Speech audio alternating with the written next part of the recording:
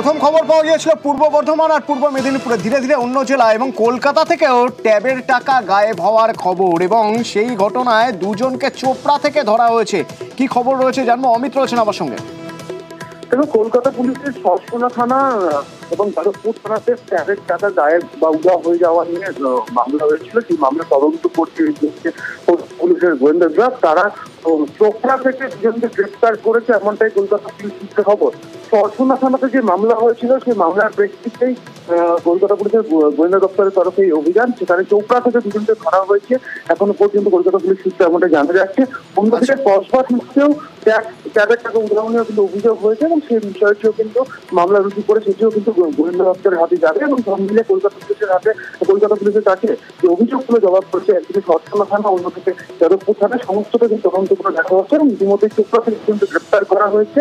যেটি সরসোনা থানার মামলার প্রেক্ষিতে গ্রেপ্তার বলে পুলিশ জানা যাচ্ছে। ধন্যবাদ।